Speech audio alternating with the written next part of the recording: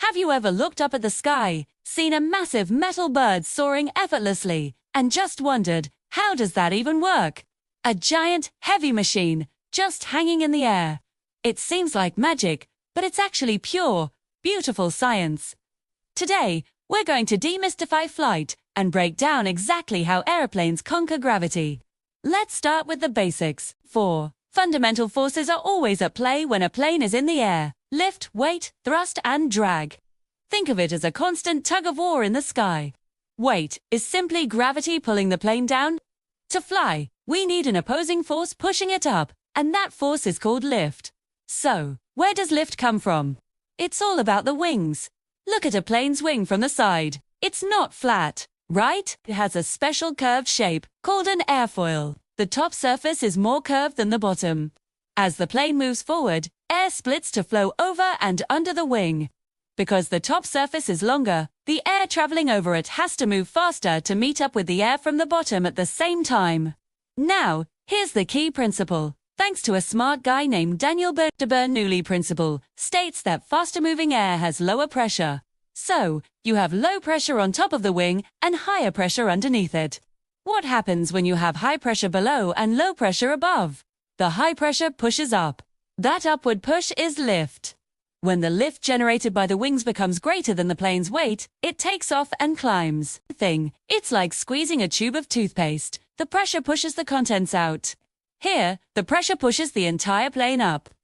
But how does the plane move forward to get that air flowing over the wings in the first place? That's where thrust comes in. Thrust is the force that propels the plane forward.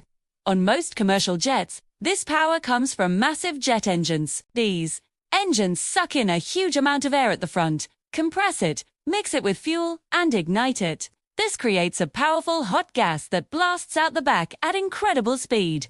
According to Newton's third law of motion, for every action, there's an equal and opposite reaction. So, as the engine blasts air backward, the plane is pushed forward. It's the same idea as letting go of a blown-up balloon. The air rushes out one way, and the balloon shoots off in the other. Of course, the universe likes to keep things balanced, so there's a force that opposes thrust. That's drag. Drag is basically air resistance. It's the force that tries to slow the plane down as it pushes through the air. You can feel drag yourself by sticking your hand out of a moving car window. That's why planes are designed to be so sleek and aerodynamic, to minimize drag as much as possible, making them more efficient. So, let's put it all together. The pilot pushes the throttles forward, and the engines roar to life, creating massive thrust. This thrust overcomes drag and accelerates the plane down the runway.